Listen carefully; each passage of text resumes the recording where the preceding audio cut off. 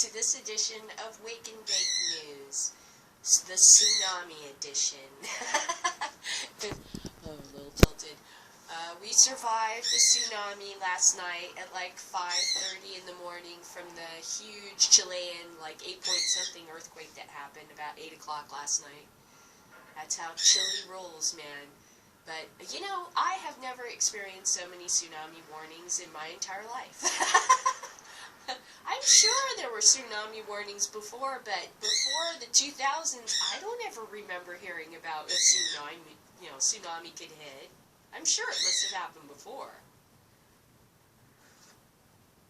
Seems like since that big tsunami hit the Indian Ocean, it's like every other year we're getting another, it could hit us, you know.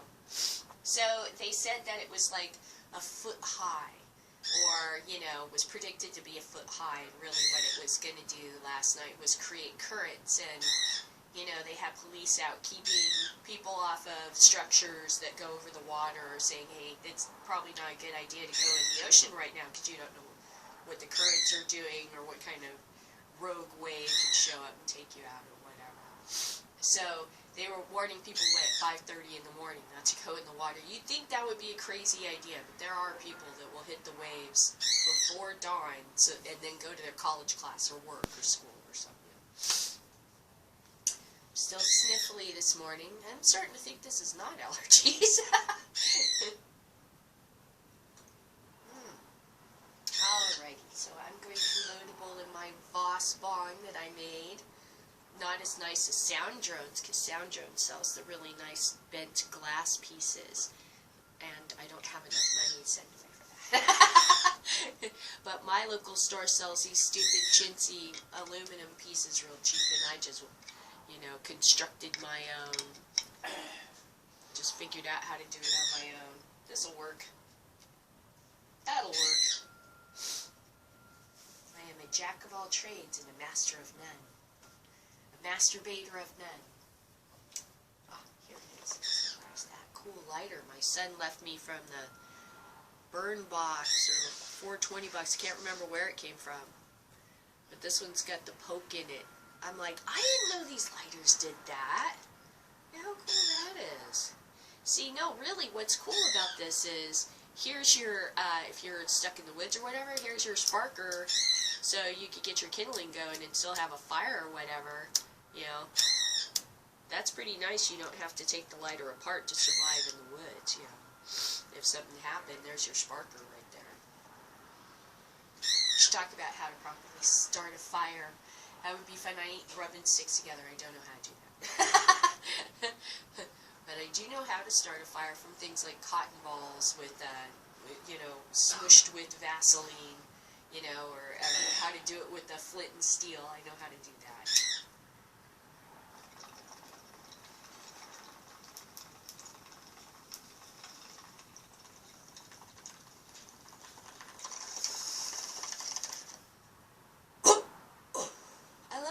Ball. It's got a great volume, great shape. I like the mouthpiece.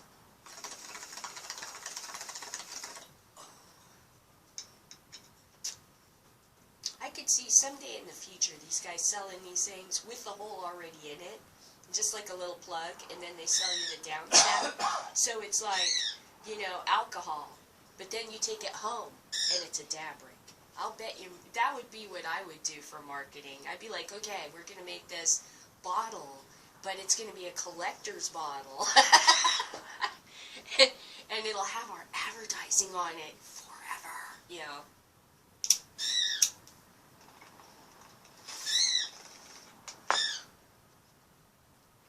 Advertising was my major at the college. Advertising, artwork type stuff. I didn't like it though. It's evil. You're manipulating people, and you're doing it so easily. When I saw how easy it was to manipulate people, I was just like, this is really evil, actually. You know, whether you're doing it for, you know, just to sell something or not, it's just, even if you're not really hurting people, it's still not right to trick people like this. We need to stop treating each other like this so people can start to learn how to reason.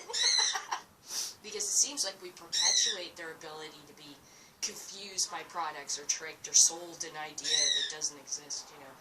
shampoo bottles. I was telling my husband, my name is, on the internet is Shampoo VTA, right? And I got that from Ram the One Half because there was a couple of characters in there, Shampoo and Moose. And the only reason why they named them that was because the Americans were lazy and didn't want to actually come up with real names, so they just did that, I guess, is the idea. So, at one time I was like using this Acid Pro program to mix music, like beats and stuff, and I thought, you know, in my own little stupid fantasy head, if I had an album, what would it be? So I'm sitting in the bathroom and I'm looking at the shampoo bottles, I'm thinking, well, my name's Shampoo, right? And I'm like, I know, my first album would be called Rinse and Repeat. Or, you know, what is it, increases volume or something like that. What are all these crazy things that they say on shampoo bottles that are just, you know, make it sound like this is the most amazing, you know, shampoo in the whole world is just going to save your hair and your life and your existence and everything. So that's why I didn't like advertising, because it's stupid. All those little printed words on the back of that bottle, the front of those stupid shampoo bottles, you're paying for all that. You're paying for that advertisement. You're paying for some guy to come up with these sayings, and you're paying for some guy to put it up in some sort of a type. You know, you're paying all these guys to do that. And I just thought, you know, there is a lot of unnecessary wording on these bottles. It's just there to make people feel good, and it just doesn't seem to be, you know, it's not informational. It's just bullshit, you know. Let's see, age-defying. There's another one. Miracle of the age is here. You've got makeup that is age-defying, you know. I didn't like it. I didn't like the sales world. I thought it was stupid.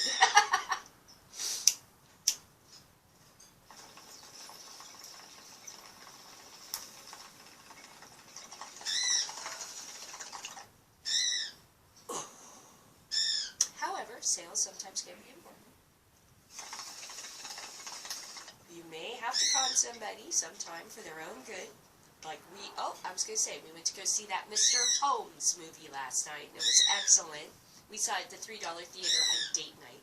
So we got like a little Coke and a little popcorn with some sort of nuclear butter you get to put on there that's so fucking good. And we sat there watching that movie, and yeah, there is kind of this moral of the story where it isn't always appropriate to be logical and tell everybody the exact facts of the case. Sometimes you're helping people by telling a little white lie. You know, you're saving them or something like that. So that was I like that. That was a good movie. There were so many things about that movie I liked because I'm a huge Sherlock Holmes fan. I loved that they talked about him keeping bees and why he was keeping bees. I loved that they showed where his house was, where he originally, you know, where he retired to after he retired from Baker Street. The fact that they showed that the conflict, the war, you know, the results of the war and how he was taking that in his old age. Like, there's nothing more he can do. He's fucking Sherlock Holmes. He's got to leave this world behind. And look, it's on the brink of hell, you know. I love the kid. The mom was like way overreacting and really, she was very minstrel. It was difficult for me to sit. I wanted to slap her. Shut up. Aren't you supposed to be a British person during the war? I know, this screaming and yelling seems so out of place. Or at least after the war, immediately after a major world war, where you Brits were literally eating shit that you made look like meat or cheese or something like that. And to get a can of Spam, you were happy, right? And this chick is PMSing all over the place. I'm like, not likely. She would be like, it would be all internal. It would have been internalized. Standing there. First off, where in the hell has anybody ever let a chick stand there and vent that long, especially at that time period? Somebody would have said, shut up, put up, you know, I don't want to hear about your problems, you know. It's all about you. It would have been definitely veered away from her. And he was trying to do that. And he was being forced to pay attention to what her needs were. And he did recognize that that's not what he was doing, was recognizing a female's needs. But one of the reasons why you don't recognize it is because chicks aren't allowed to stand there and fucking... You see that at work? They start thinking about firing her. Oh, she's got problems. Oh, no, you can't, you know. No! You gotta bite your lip and stand there and take that shit. So her screaming and yelling I found extremely aggravating. You know, I would have handled that an entirely different way. And there wouldn't have been... would have been, listen to me, old man. Would have been very angry. She was angry, but there's so much. Oh my gosh. Very emotional lady. Everybody in my family. My grandmother, I remember her sitting at a breakfast. You know how to have those raised breakfast tables? In the evening, before she'd go to work, she'd drink coffee and read romance novels by herself and smoke cigarettes. She's a very dignified lady who came from the woods, who came from the poorest of the poor. And that lady would not show you her weakness for any fucking thing on earth. There was no crime. So this bullshit about crying and all that, I don't know, you don't know what ladies were like back then. Tough ladies, no. You know, she was coal miner daughter kind of person, that's what she was. Screaming and yelling, that's for the, you know, the movies and stuff like that. People, if you do that, then the neighbors start going, maybe we should call 911. But it was a good movie. Although that lady freaking out about her son so much, even though he you know, he was in danger to some degree, that was inappropriate, I thought, and melodramatic. And I wanted to go on the screen and smack her in the face and tell her to calm the fuck down.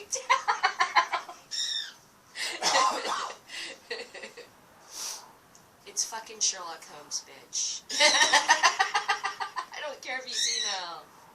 I know, but he's gonna be okay, alright? Things happen.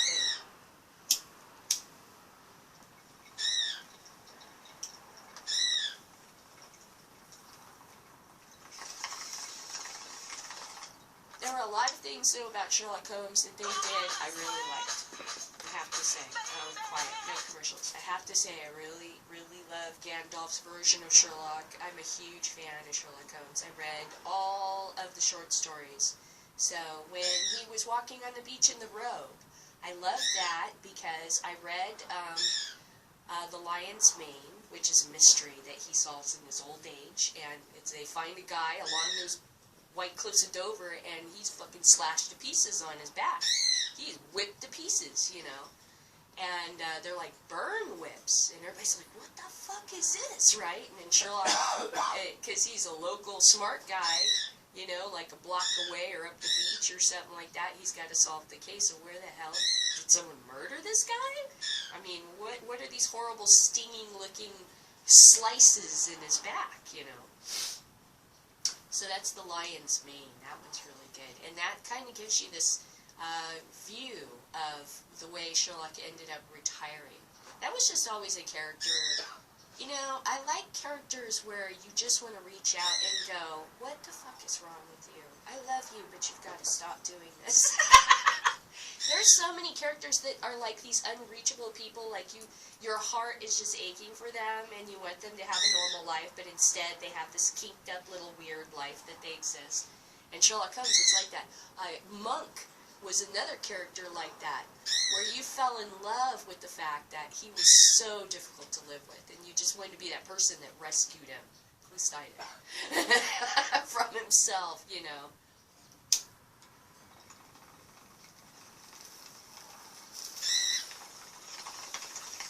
I guess we call those vulnerable characters. But I like that. Yeah.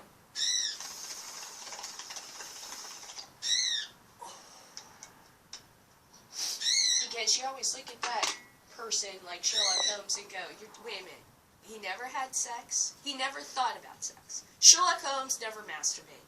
Sherlock Holmes never thought about girls. Never caught his eye. I saw one episode where fucking Jeremy Brett was playing Sherlock Holmes, right, from the PBS version, and Baker Street, and and he's in France, and he's investigating the Mona Lisa getting stolen. So he's talking about all these, there's all these little artists that will copy the Mona Lisa, but they can copy it exactly even. But it has to be of a different dimension. That's how they know it's, so the artist could learn from the master without plagiarizing the piece. So, of course, Moriarty gets some dude to copy it exactly. It switches it, and they notice later that, holy shit, this isn't the real one. It's been stolen. They call Sherlock in. He's talking to all these local artists and stuff, so he's in, like, a drawing class or something. There's a naked lady standing right there. Cop's like, hello, lady. How are you? Hi. What time do you get off work? Yeah. Sherlock's like, la-di-da. Yeah. I think that is, as a female, so much more engaging than the guy that's like, hey, pretty lady. Yeah. It's like, wait a minute, how come this guy's not looking at me? Everybody else in the room is. You start to, that person starts to intrigue you. So I have ended up getting hooked on characters like that. There's other characters like that. Odo from Deep Space Nine. Where you're just like, is he going to get with Kira? There's a lot of these, even Captain Picard to some degree, so, Later on, he begins to loosen up and get in a relationship. But the problem is that whenever you do that to a character, they lose interest. The minute they become normal, and they're sitting around the house, having dinner with their wife and farting and everything after dinner and watching a movie, they're just us, and it's not interesting anymore. It's when there are these damaged, flawed people, like with this thing going on in their life that's intriguing, that's when we give a shit. So Sherlock Holmes is just one of those characters that always just have me. So I really super enjoyed that movie. I enjoyed a lot of the details, maybe other people that aren't huge Holmesian fans like me,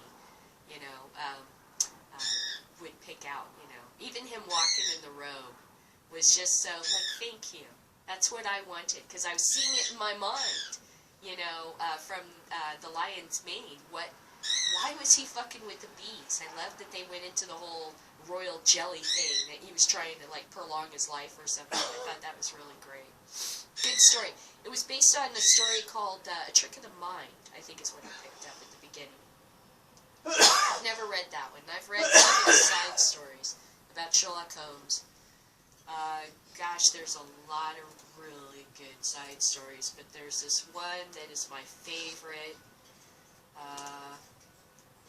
where Sherlock Holmes fights the bubonic plague. And Jack the Ripper. And that one, I fucking love that one. That's written by somebody else too. What's this called?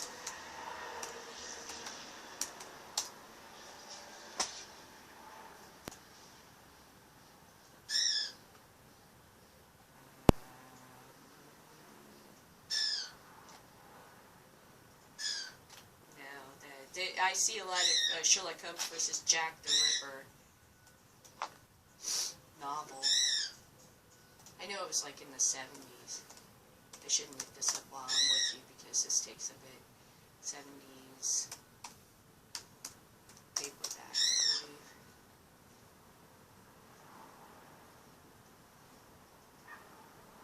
No, not Time After Time.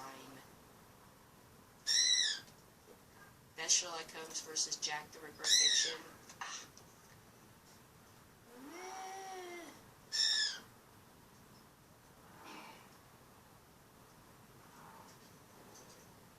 Not white.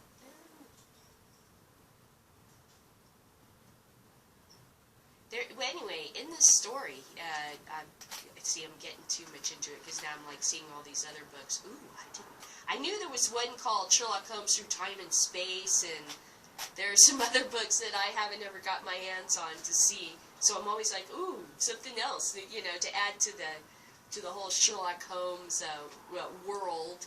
I would love to like make a character for that world that's a ninja.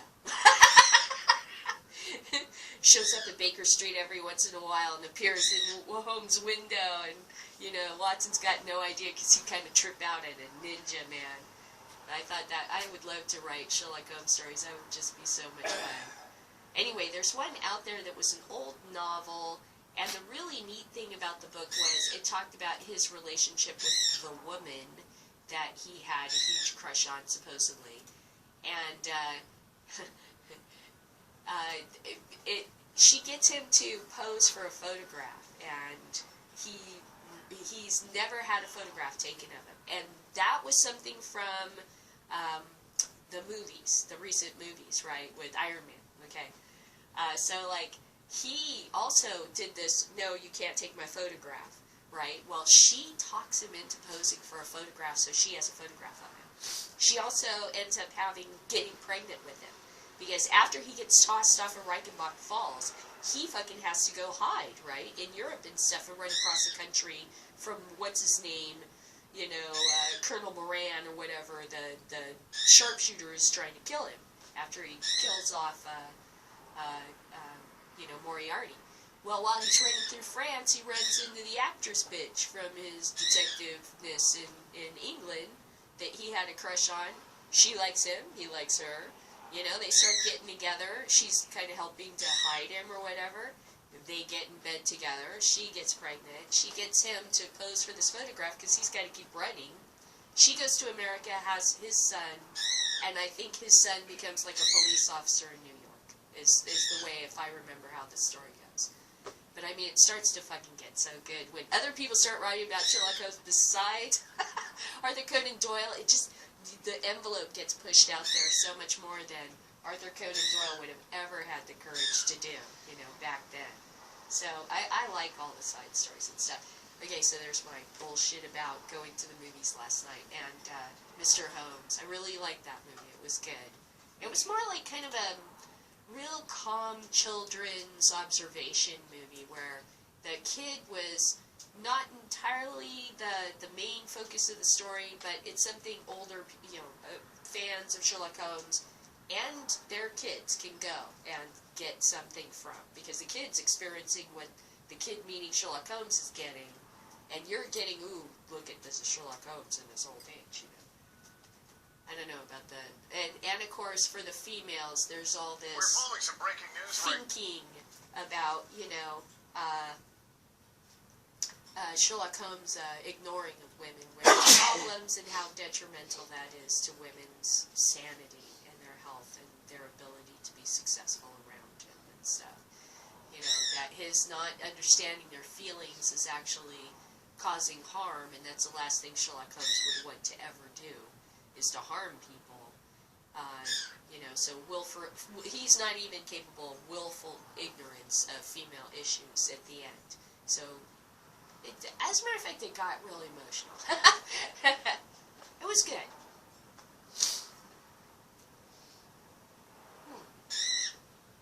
Oh, one more thing.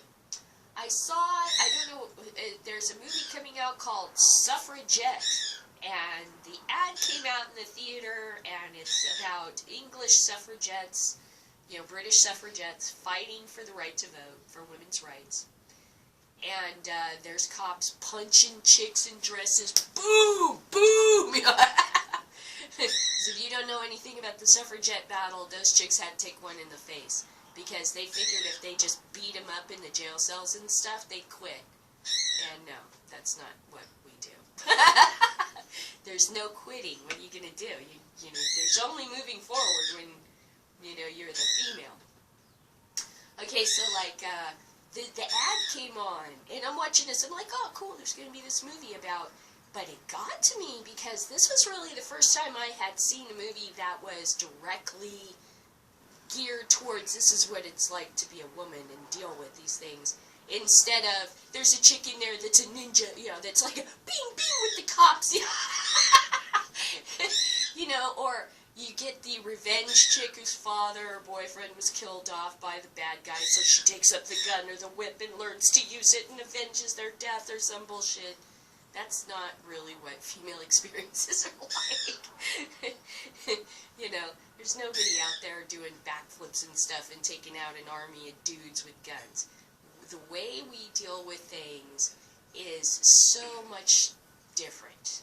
You know, we have to be smart, because we're not going to be as strong as you guys.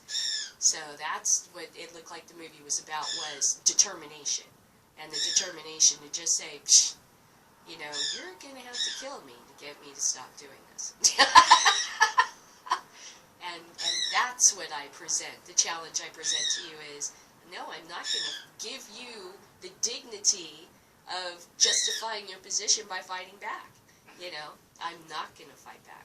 I'm just going to fight for my rights. I'm not going to hit you or anything. And the minute you start hitting me, you're losing, you know. And that's how chicks deal with things, because we don't have the ability to punch it out with some guy, so you have to just say, no, you can't do that. That's not okay. And you're going to have to do too much to stop me from saying that. You know, you're going to have to go beyond a point that is reasonable. So you're going to have to negotiate with me sooner or later. And I thought that looked like a really good movie. But it like, got me emotional and stuff like that in the theater. I wasn't prepared for a suffragette movie. I'm so used to heroes that are strong female characters that are Laura Croft. You know, not real chicks. They have to go through real shit. Raise a real family, you know.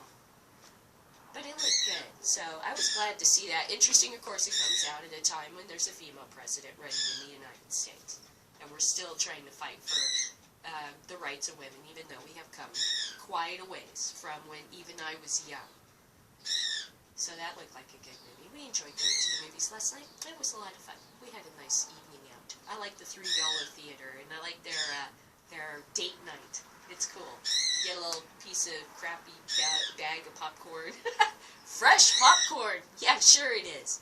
Just give it to me, I'll eat it. Alright, so I'm going to show you, now that we're done with Kelly's babbling and getting high and having fun, my show will be kind of short because there weren't too many stories. But the two stories that came up when I was up at 4 o'clock in the morning with my mouth sore. Salt water, right? Come on the computer, wait till my medication can knock me out so I can sleep some more. Okay, so I get online and I see tsunami warning for Southern California, and I'm like, oh, really? Earthquake in Chile, so let's take a look at this. Boop. Now of a massive earthquake centered off of Chile, magnitude 8.3. It has triggered evacuations along the Chilean coast and a tsunami watch as far as Hawaii. NBC's Joe Fryer is in our Los Angeles newsroom. And more, Joe, what can you tell us about this? Good evening, Lester. At magnitude 8.3, this is the strongest earthquake on the planet this year. It was centered off the coast about 140 miles from Chile's capital city, Santiago, where buildings were seen swaying. Shaking was felt throughout that area, with many capturing the tremors on video. In smaller towns, there are reports of damage and injuries, with at least 2 reported fatalities, one in Iapel, a coastal city that's closest to the epicenter. The Santiago airport had been evacuated as a precaution, but is now back open. Now this earthquake is triggering a tsunami alert for Chile's entire coast, with the possibility of huge waves striking tonight. Water already entering some towns. Smaller waves are possible for Hawaii early tomorrow morning. Since the initial jolt, several strong aftershocks have been reported. Chile is prone to quakes. In fact, the strongest one ever recorded on Earth happened there in 1960, a magnitude 9.5. Lester. All right, Joe Fryer in Los Angeles tonight. Thank you. Welcome to the Ring of Fire. What it's like to be part of the Ring of Fire. As a matter of fact, I was going to take a look after the earthquake to see how this might have affected some of Mexico's volcanoes. So let's go take a look at my favorite volcano to watch in the entire world. Such an adorable guy, Popocatépetl. Popo, I love this guy.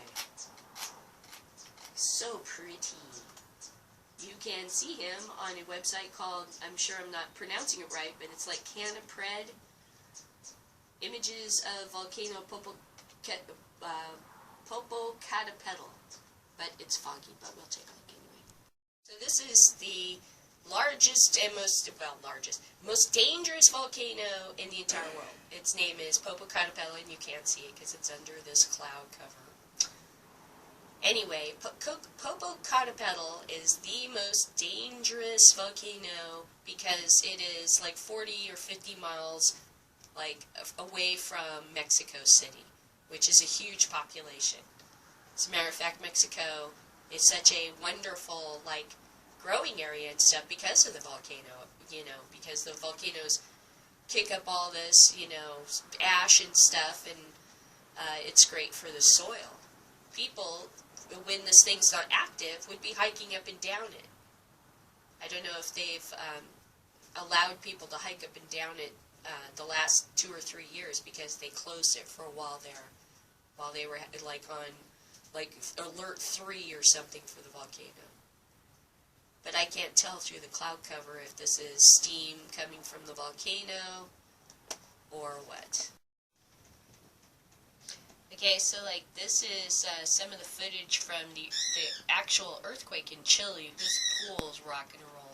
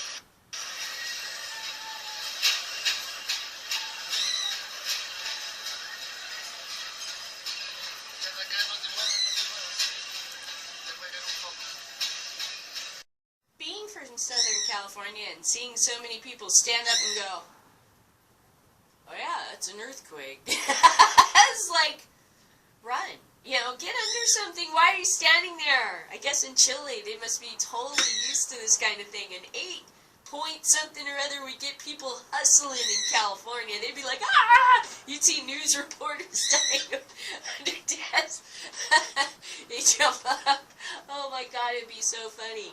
I can't believe how calm those people are. It's like, oh yeah. Yeah, 8-point, strongest earthquake on Earth this year. Oh well. I thought the guy running through the store was the smartest one. Get the hell out of there, man. Who knows who screwed those light fixtures in? They might fall on your head. So, I guess there was an earthquake. And there was a tsunami warning. And that was kind of interesting and fun. Okay. So the next thing we're going to look at, I don't think I have to show you because it's gone completely viral. And that is this young Texas teen, young Muslim Texas teen, who built, who cares what the fuck he built? He built a clock or something, and he brought it in, and his teacher called, like, the TSA, or whatever, the task force of stupidity, who came down on this kid and arrested him and accused him of making a bomb. Okay, so, wow, is all I got to say about that. So I saw some of the report on the Young Turks about it, and they said that apparently this town is tripping out about Muslims and the danger Muslims pose. And of course, this is the overreach of all overreaches. And the mayor is backing up the what the police did, and well, she better, because this kid's probably got a major fucking lawsuit right here, okay, and could probably destroy this town. But he's dead. You know, he was shocked. Did you see that kid? He was like, this little skinny, you know, I felt bad for him. He probably likes Nintendo. When they arrested him, he was wearing a NASA t-shirt. It was like arresting somebody from the Big Bang Theory, you know. They should do an episode where this happens on the Big Bang Theory, you know. So anyway, this morning I wake up, and the headline is that Obama has invited Texas student arrested for homemade clock to the White House. Okay, so basically he tweeted about it, which I'm sure they'll tell you. And I think he said something like, "Hey, cool clock, why don't you bring it to the White House?" But also, this is a political opportunity for the left, because there's two. I think there's more going on. Obviously, the kid does not deserve this. That's bullshit. But the other thing is, President of the United States now has to come in and rescue the educational system, because this idiot teacher in this Texas town has just told every student in this country that no matter how hard you work, or how smart you are, or how, you know, diligent or anything, or a good kid you are, if we don't like the color of your skin, we'll just accuse you of shit anyway. You'll just fail anyway. So now the President of the United States has to come in and rescue the entire fucking education system. Because you just told every student your skin color matters. And that's the one thing that is guaranteed in this country, is the legal right, you know, the constitutional right every American has to an education, a fair education. Not, oh, and if you do a science project, we'll have you arrested, you know. So that's like number one. Number two is, holy cow, did this teacher and this mayor and police force shoot the conservative effort of anchor babies and all that crap right in the head. I mean, wow, what a bad time for this to happen. This kid has a bright future ahead of him. You know, he's going to get just everything now, because that was such an insanely stupid thing to do to the kid. Okay, so I'm going to play this video, but I just couldn't, when I read it yesterday, or I saw the kid's video and he was describing what happened, I was like, oh my, I felt like I was back at working at the school. And a student's telling me in the hallway of how the system has once again lost its transcripts, and it's going to make him do everything again, or some bullshit like that. I felt like that's what I was looking at, like, Jesus, God in heaven. Look now what the morons in education can do. You know. Oh, it's such an amazingly frustrating system. You don't know where he... Oh, okay, so let's look at this kid's story. It really makes me mad. Thank you to all my supporters on Twitter, Facebook, all social media. Thank you all for helping me. I never got this far doing it for you guys. And not just you guys, everybody. What can I say? I'm grateful to the United States of America. You are here 6 hours, maybe 8 hours, some of you, since yesterday. Because what happening is touching the heart for everybody has a children, and that is America. When there is something wrong, they stand and rise up.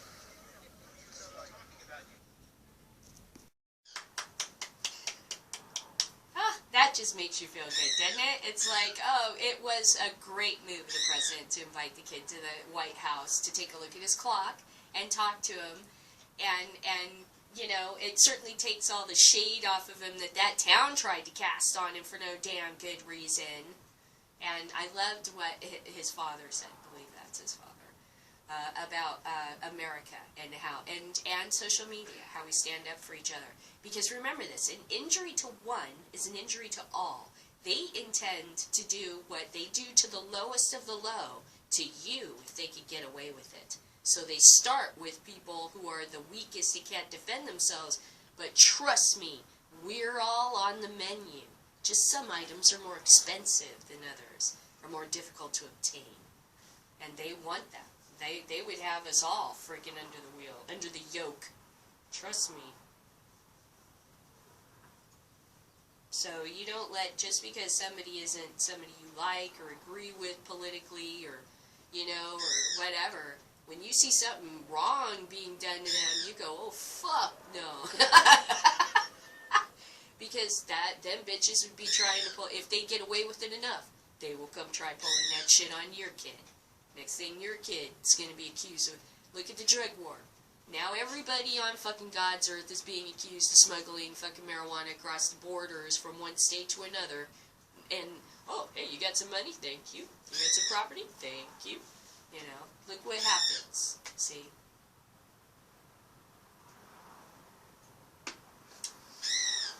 It's just another opportunity for them to create a false narrative that gives them the opportunity, like in 1984, to control your thoughts about something. So right now, the conservatives are all about anchor babies and junk like that, and Muslims and stuff, and look at how it plays out. Badly for them, because they can't control all the dipshit rubes in their group that are going to take this idea and run in just the wrong direction with it.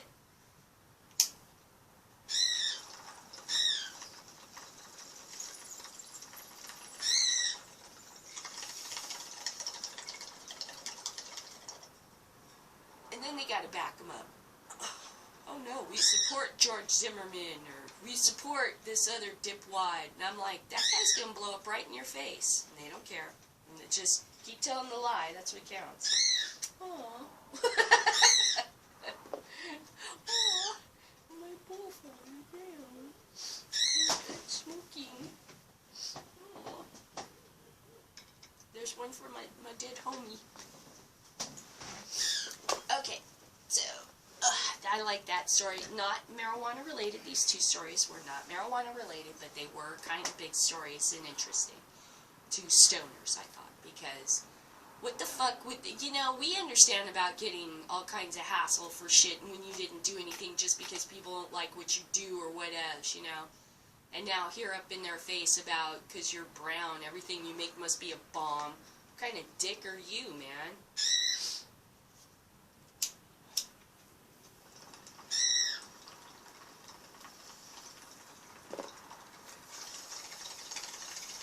I bet you some of this shit has to do with that zero tolerance crap, too. Oh, it can't even look like a gun, you know. Don't make your fingers look like a gun. You know, send you to the office. Can't have a pair of electric scissors. It's a knife. Zero tolerance. That means zero brain activity.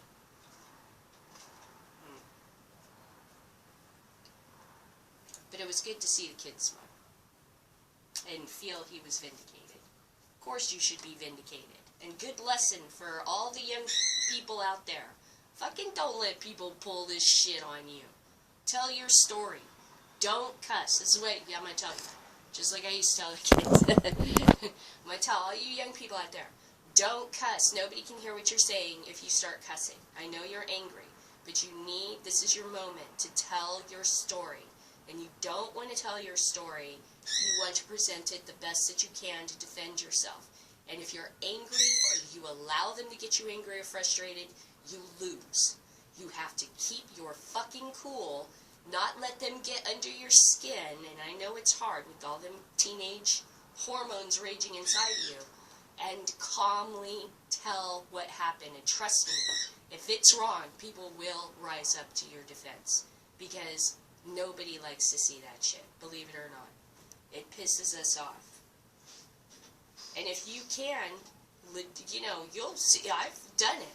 I've sat in front of bosses and stuff and made a clear, and I'm shaking when I did it, but, you know, made a clear argument about why this is not good for the student or the school or the employee or whatever, and had that principal go, oh shit, she's got a good point.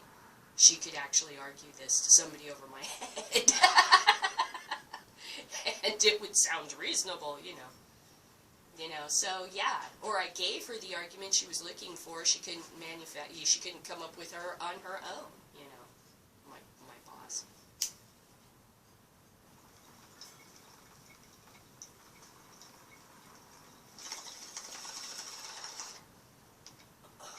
The entire system is based on that you have certain inalienable rights that are given to you by the fact that you were born on this planet. And other human beings have to recognize that. And if they don't, eventually it will piss out to become a shitty world for everyone to exist in. As long as you try to build something better, everybody's future is brighter. There's enough for everybody in the future. There's enough waves in the sea. You know, greed is actually kind of a stupid idea. You know, but if you just make your argument and keep making it and keep making that noise and stand with dignity, like so many other groups have done before, young people can stand up for themselves and their rights too. But they have to learn to get past what's happening inside of them, which is part of the reason why you're not given these rights right now. It's because all of this is happening. But if you can demonstrate an ability to control that, you will gain respect. It's hard to. Okay, yeah, I do see Obama's quote. It says, "Cool clock, Ahmed. Want to bring it to the White House?" I think he's saying, I can't see the rest of the quote, but I think he's saying we should inspire more young people. Yeah, fuck yeah, more scientists, more young people. Okay, so that's that part of that. That's the non-marijuana stories. Okay, now, Colorado's marijuana tax holiday saves growers tens. Oh, shut up. No, shut up. No, shut up. Oh my god, we don't even live there, stupid. I see it advertise a furniture store, and we are thousands of miles away from this place. Do they ship? I mean, what is wrong with this guy? That's what's so funny about going into the local news. Why are you selling me shit from your neighborhood?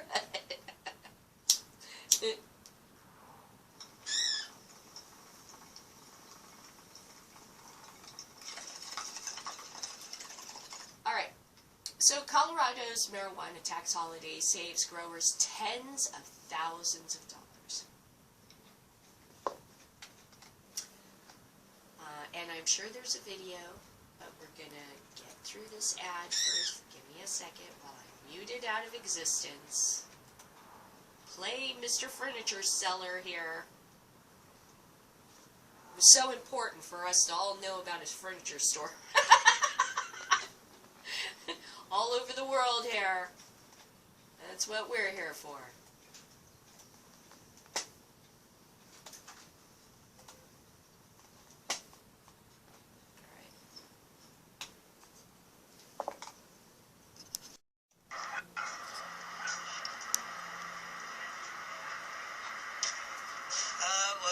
As of today, right now, for one day only, you get to buy any type of recreational or medicinal cannabis without being taxed for it. So normally, where it's usually about $24 for an eighth, you can get it right today only for $20. Enjoy. The state's just making a lot of money on the taxes, so this is just a break to get back to the people a little bit back on what they spent. Oh man, what brings me out here today is some great prices on some great, edibles and cannabis. Some nice flowers in here. It's tax free, so it's pretty cheap. So gotta come on out. Are you surprised at how many people are out here this morning? Oh yeah, I'm really surprised. It could be a little more hectic, but I'm surprised it's a little packed right now. Have they told you how long you're gonna have to wait or anything? Yeah, they said it's about a 45-minute wait right now. Bracing for more business, we actually are putting on a double 20% on top of the 10% discounts for our loyal customers, so they'll get an extra 30% off just by coming in today on some of our products. So I think this afternoon is going to be real busy. Hot holiday as far as I'm concerned. Because we have April 20th, and then we have July 10th, and then we have today, which we get everything, discounted, more or less. I can definitely see everybody coming in asking them how much they're getting off, and we're getting a bunch of phone calls throughout the day as well.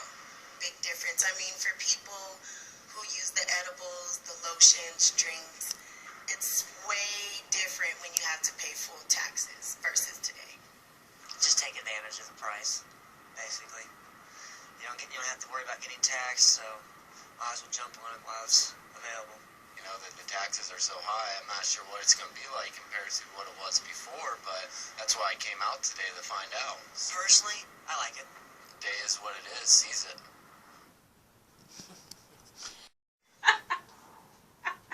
Did that guy just say cannabis diem or whatever? Carpe diem sees the day. Cannabis diem.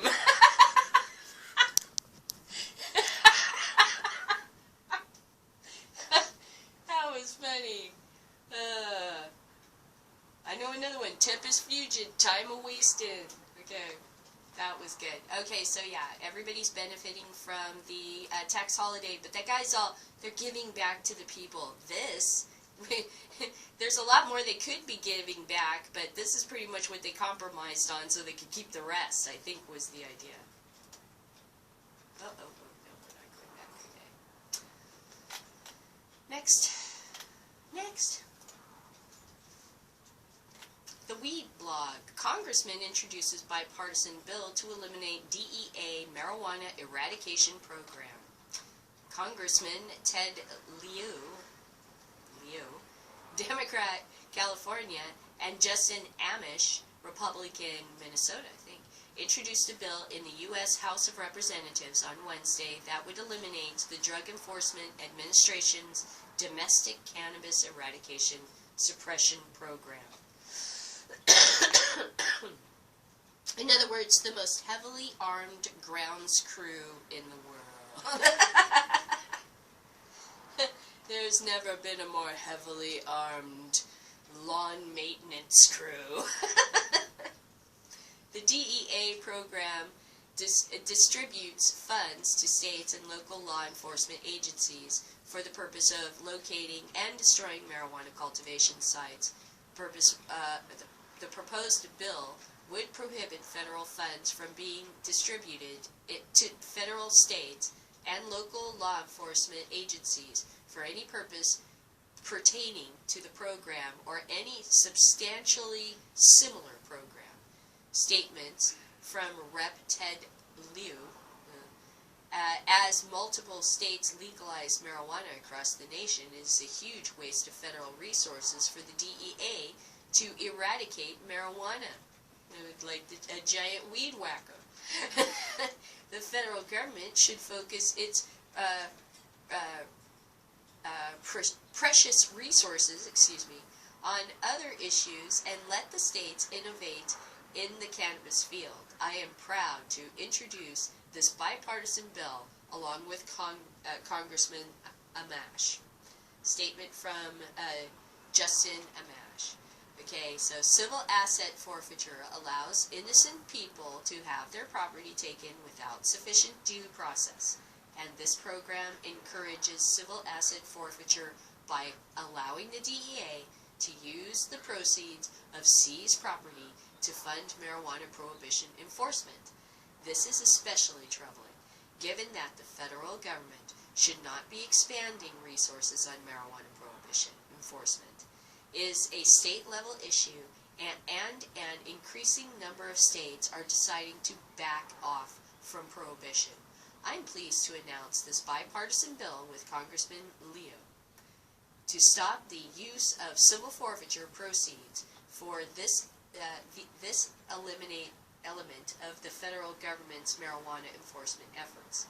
Statement from Dan Raphael, Director of Federal Policies for Marijuana Project Policy.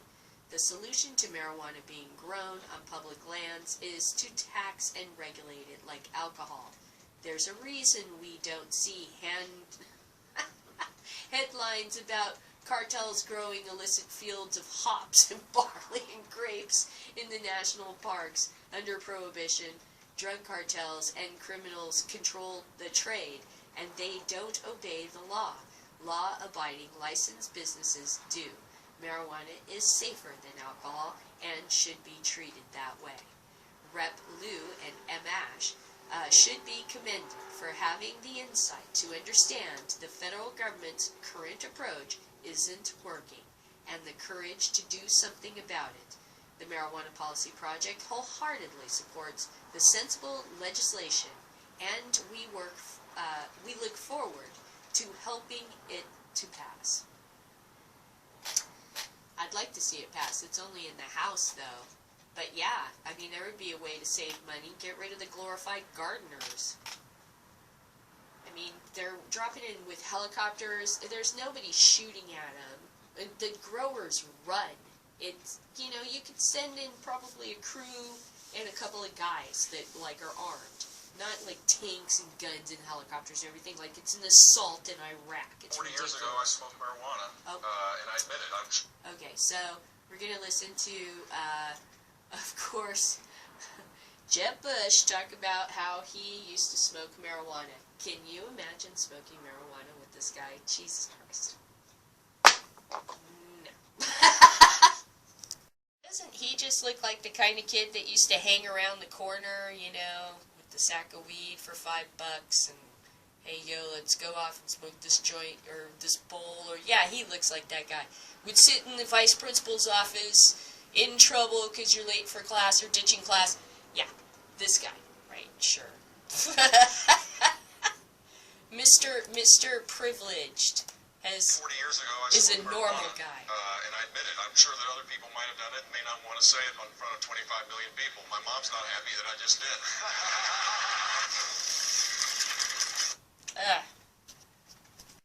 Okay, I knew this day would come when the Republicans would eventually jump on board the legalization bandwagon, and they have to a very large degree. Apparently the only thing they discussed during the debate, the Republican debate, was that was negative was they were still clinging to the idea that it's a gateway drug, even though it's less dangerous than alcohol. Gee, I wonder what the gateway drug is, right? But, you know, they're sponsors. They got lobbyists and stuff. Some of their states actually make alcohol. You know.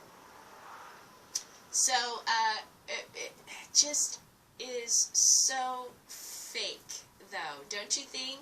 This is not a person that is, okay, I'm gonna come out. I do this because I have this illness, or I've always done this, I don't see anything wrong with it, or, you know, it helps me this way, or it does that, or, you know, I partook with my friends during a difficult time in my life, or something like this.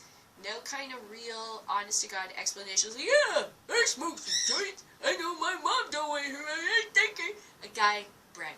Okay, come on. About what? That you and your jock buddies used to get away with smoking joints when everybody that was a peon under you would get busted? That's what I got to say about that.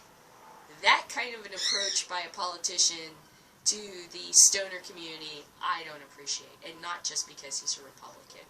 Because you could tell he was a privileged bitch that got away with it when the rest of us had to fucking work in a McDonald's or something. You know, so fuck that guy.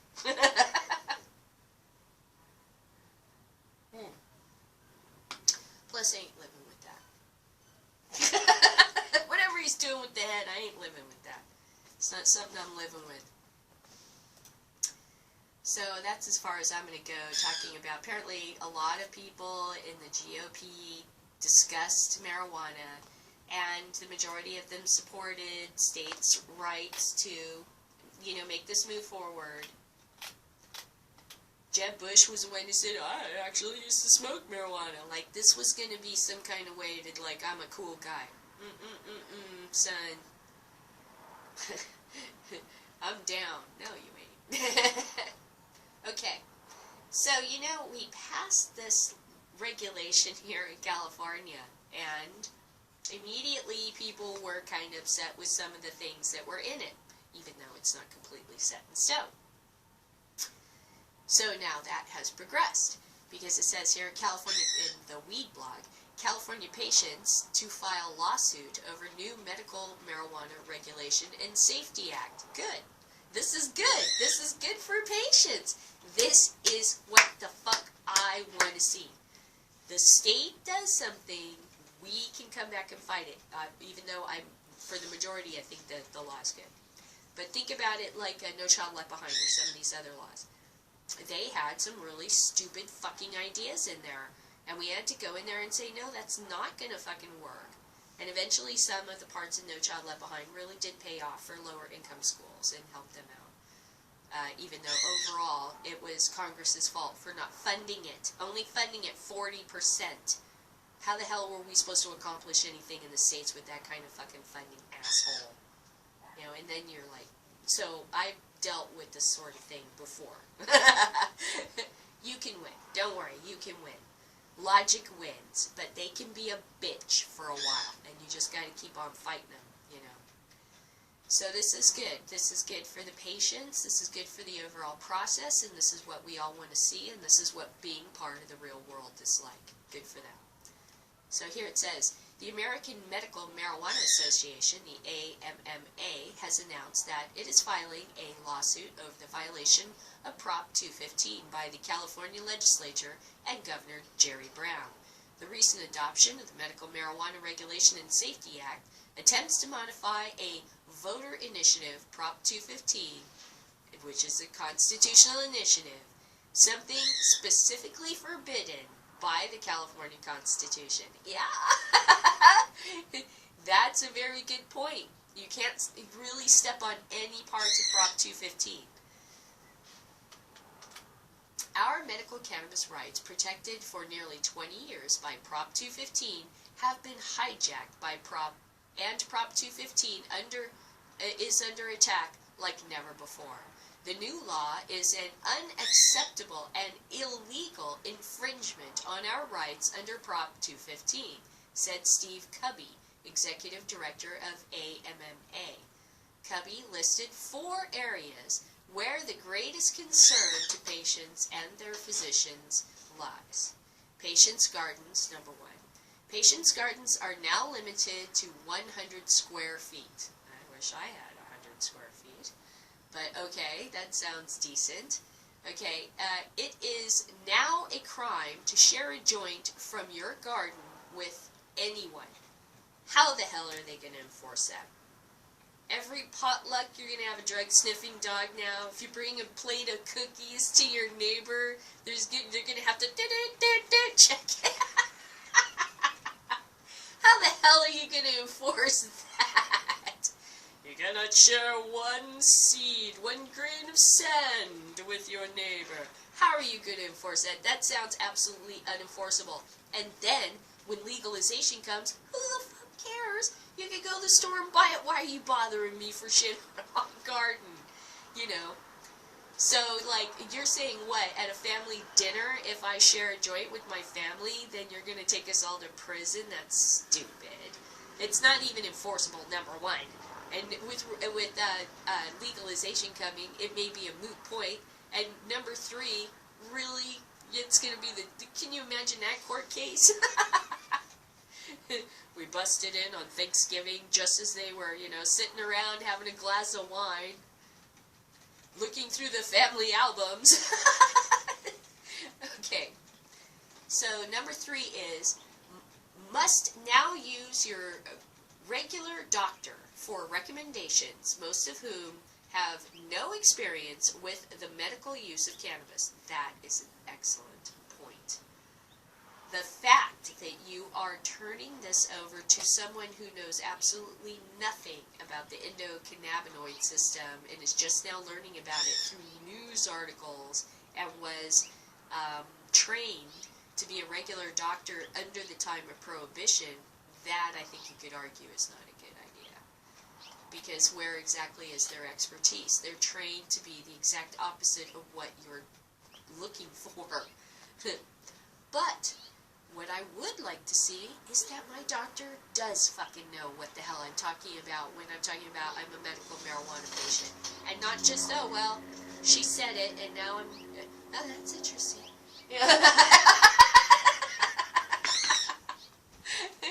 You know, like trying not to acknowledge it exists. Oh, wow, I've read things about it, and move on to something else, you know. Not that they aren't encouraging, but wouldn't it be nice if they could say, do you have a garden? And what strains are you growing? And where did you get those seeds? Are you growing organically? You really should grow organically, because you know that the dangers in fertilizers and blah, blah, blah, and make sure that this and that, and you are flushing out your plants properly, because you don't want those things in your lungs. And what kind of so you ingest through glass. Well, that's so much better than brass. Or where's the guy that says all this at my consultation and shit? You know, this is like information I seem to have to piecemeal out of my life. So I have to agree that handing that over to regular doctors that have been trained under a prohibitionist system, where exactly is their expertise in this area, or their right to give us any kind of recommendation whatsoever? What do they know? You know? Okay, so number 4 is allow cities, counties, or both to ban cultivation, storage, manufacturing, and transport. Okay. Santa Ana. Look at what's happening in Santa Ana. Look at how they had a lottery and only 2 storefronts have been allowed to open, probably both of them tied to the mayor somehow because he was tied financially to some of these businesses. So that what the city of Santa Ana has done is that first you had to pay in order like $1,200 or something to enter this lottery, right? Then after that, they had more fees and more fees and more fees because you have to get okayed by the police and you have to get okayed by somebody else. And those people want $1,200 or $2,000 or whatever, and these guys want another $1,000. So your investment of original $1,200 or whatever for the lottery has now, it's like you have won a membership to a gym that's now going to cost you $400. But it's a discount, you know. That's what you won, you know. This discount that we're offering that you didn't actually want to be involved in, but now you are because we said it was a prize, you know. So basically, it's the sheriff in Nottingham down there. They're just fleecing these potential marijuana businesses from their startup money because they're just criminals down there. It's like some sort of a rogue state during the Renaissance that's just, you know, a completely corrupt, you know, because back in the Renaissance, like I've talked about in the past, individual cities were their own states and they would war on each other, so we wouldn't actually work with each other, we'd be against each other. Well, California in some ways is actually like that. You can go from one place to another and not necessarily have the same rules, you know. LA is interesting. Anyway, so Santa Ana is just using their ability to block and ban cultivation, storage, and manufacturing and transport to fleece the businesses that are thinking about coming into the area. So the law is actually perpetuating a corrupt system, like in places like Santa Ana. Okay, so I'm getting calls from frightened parents or patients who fear their own state government is planning on going after cannabis doctors as if they are some sort of dangerous threat that must be carefully supervised. Sick people cannot handle this kind of stress. Thousands of patients will die because of the calculated attempt to thwart the will of the people and deprive them of medicinal cannabis and the doctors who write recommendations to use the healing herb, added Cubby. David Allen, a retired heart surgeon and expert on cannabinoids medicine, warns against the unintended consequences of the new Medical Marijuana Regulation and Safety Act. According to Allen, the proposed law will create more crime and cultivation, processing, storage, transportation, sale, and possession. It will create an army of bureaucrats that will increase the police state and create super drug task force solely for cannabis and no other drug. Some of the comments. Cities have no business banning cultivation, storage, and manufacturing. I agree. Cities should have absolutely, the only argument that a city can come up with that is even rational to some degree is that they lack funds to do that. But if you took taxes, then you could take those taxes to pay for whatever, right? So that's a kind of feeble. So he's absolutely right. Cities have no fucking business doing that. That opens up the opportunity for them now to become the mob and become corrupt. if it was just medical,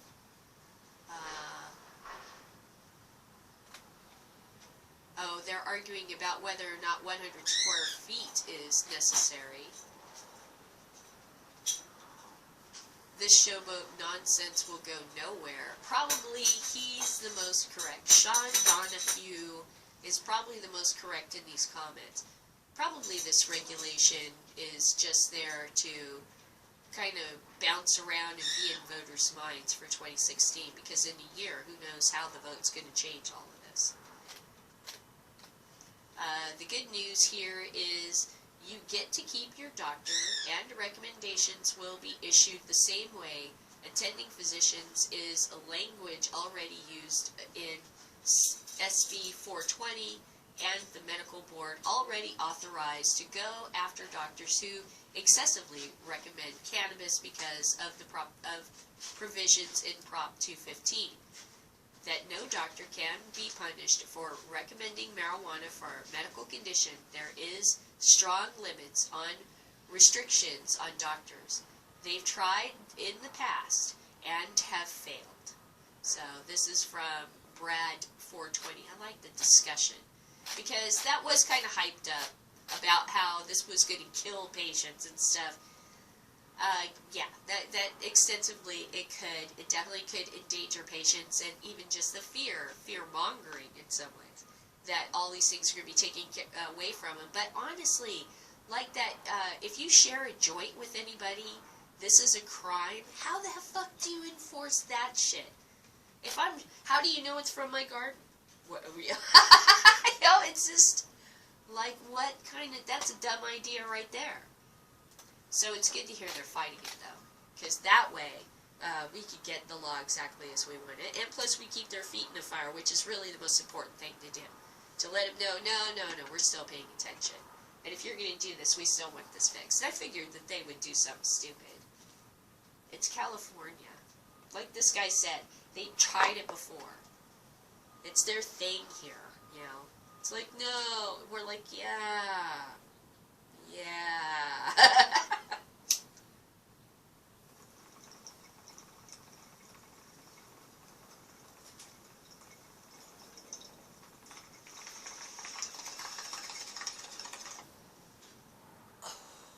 Okay, so that was all my stories for this morning. Getting kind of hoarse.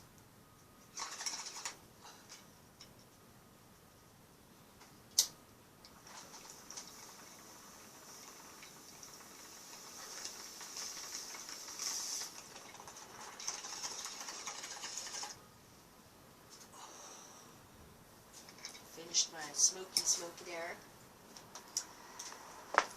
Yeah, I don't think that offering virtual bong totes is really going to work out, because it's like you pour the water on the camera. Whoops, sorry! That'd be funny. Here you go. Okay, and I'm pretty stoned now, boy. I really like the Smart OG. Very effective. Every morning, get you right there. I really like that. So that's what I do like about Smart Meds or Smart OG. Is definitely a good strain. Okay, so that's my Thursday show, and you stay high, and goodbye. Watch out for any more earthquakes or tsunamis. It's just a thing from living in California, so if you've just moved here, like Jane Drow, or like Weed Porn Daily, you get used to the earthquake thing.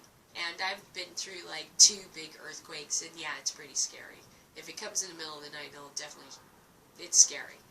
But I haven't ever had buildings fall down or anything, you know. Maybe I've been lucky. I wasn't on a freeway that collapsed or something, but it can be very scary. But it's momentary, and then it goes away. It's not like a hurricane or something that just lasts for like 24 or 74 hours or something. It's real quick. And then you just feel real uneasy for like 2 or 3 days because you experienced it. And the tsunami thing, that's new. I think that's because we got this new tsunami warning system, and so now it's going to be the boy who cried wolf thing. You know, a 1-foot tsunami is going to make everybody kind of feel like, I could have handled that. I should have got in the ocean. You know. So, I don't know about alerting us to every tsunami that's going to happen. Because I don't remember this. You know, now along the beach, there are signs that say hazardous tsunami area with a guy running and like waves behind. And I'm all, oh yeah, the tourists are going to love that. Because if there is global warming or a tsunami, I mean, it's going to be the Bay of Oxnard is what's going to happen here. So, I don't know if there's actually this danger that any of that's ever going to happen, really. But it's still, like, the thing that it's in your mind just kind of starts making you worry. And I've never seen signs and shit before when I was young. Hazardous tsunami area. Thanks, Japan. Indian Ocean. Totally your fault. So, you know, just kind of take all that stuff with a grain of salt. It's scary, but it's not as bad as hurricanes and shit. That shit's real. That can devastate an entire coastline. Earthquakes are bad, but they are very quick and they don't hit everywhere. And it's more like this. It's more like it's something that everybody talks about, you know, and they get online and go, oh my god, I just experienced an earthquake. You even saw the people in Chile. We're having one. I'll stand up.